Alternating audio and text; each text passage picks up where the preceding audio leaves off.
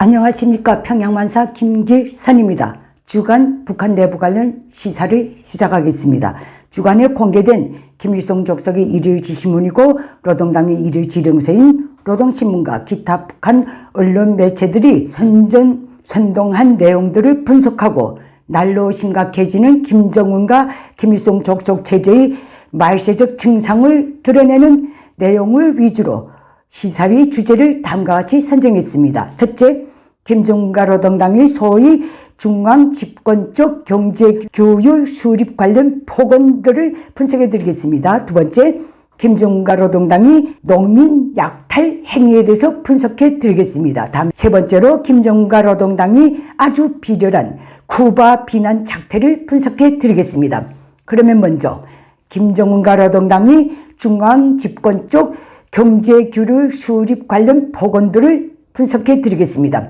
김정은과 노동당은 주간 여러 건의 아주 중요한 기사들을 통해 소위 중앙 집권적 경제 규율 수립의 중요성에 대해 이렇게 지창했습니다. 중앙 집권적 경제 규율을 수립하는 것이야말로 북한 체제를 수호하고 더욱 공고화하기 위한 혁명적 방도이고 사회주의냐 자본주의냐 하는 심각한 계급투쟁이고 현재 상승 국면에 들어간 북한 경제의 전진 기세를 고조시키기 위한 중요한 요구이고 다음 제일 웃기는 겁니다. 인민의 순결한 도덕 정신을 패독으로부터 지켜내기 위한 첨예한 정치 투쟁이다. 이렇게 강변했습니다. 이 때문에 국가 경제 균형을 지키지 않는 작태에 대해서 이렇게 엄정하게 경고했습니다.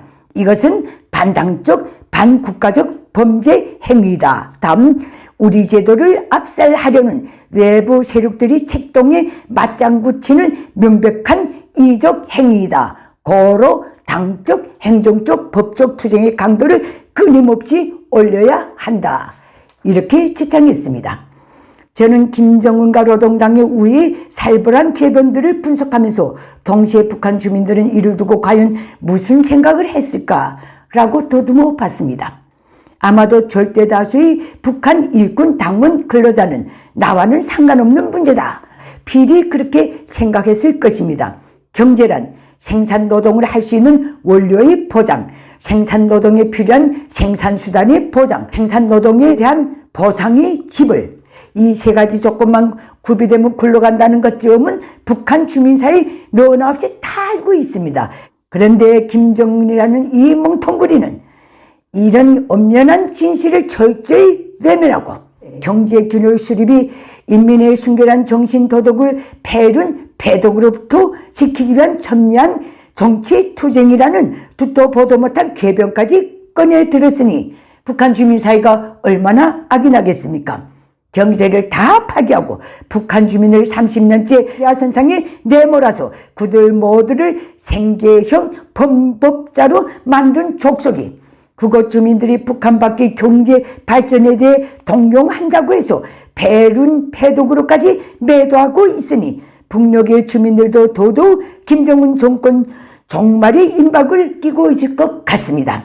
다음 북한 내부 관련 두 번째입니다. 김정은과 노동당이 농민 강탈 행위를 분석해 드리겠습니다.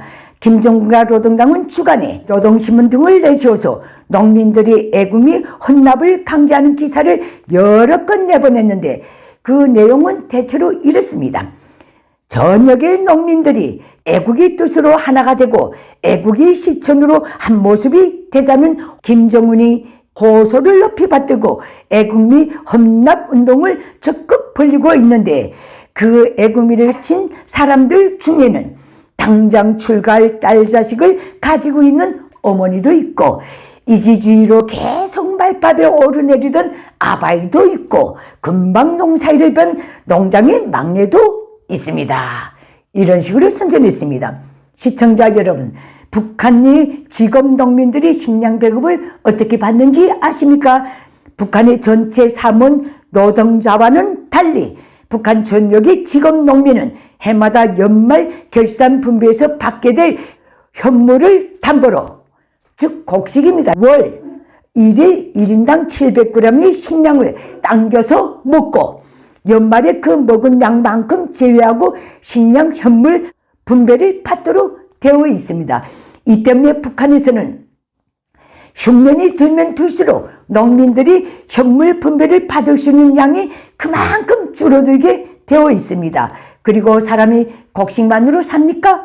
그래서 농민들은 그 분배를 연말에 받은 즉시 당장 먹을 곡식을 제외하고는 꼭 필요한 생필품, 편의품을 사느라고 내다 팔아야 합니다. 북한 농민들에게 그래도 여유가 있다면 텃밭뿐입니다. 김일성 족속은 바로 이 농민들이 텃밭을 노리고 해마다 애국미 헌납운동을 강제하고 있는 것입니다.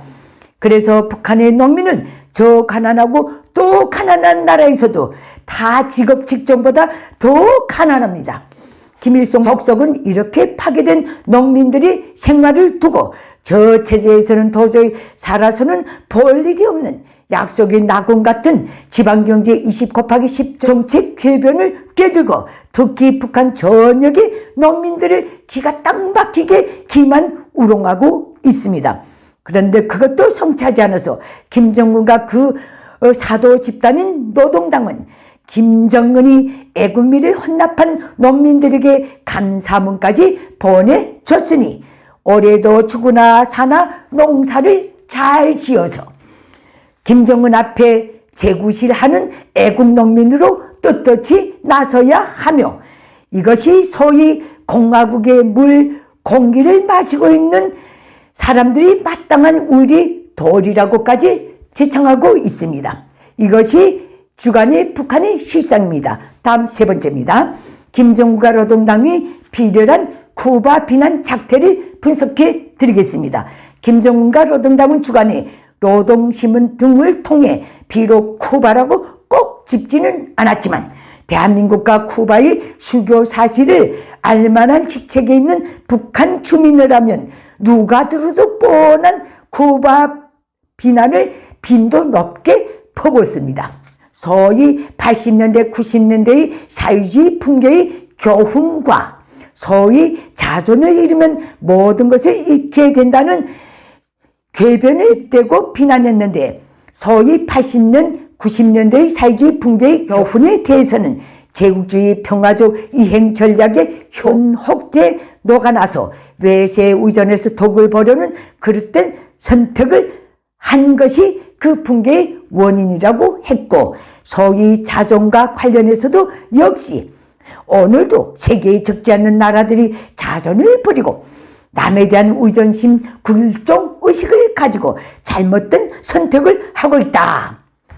하지만 북한 땅의 핵심 계층과 중앙 언론기관의 종사자들은 그런 기사들이 쿠바를 염두에 두고 있다는 것을 너무 명백히 잘 알고 있습니다. 제가 북한에서 기자 생활하는 전기간에 그렇게 판단했듯이 그나저나 정은아 쿠바를 쿠바라고 부르지도 못하고 비난하자니 얼마나 속이 터지겠나.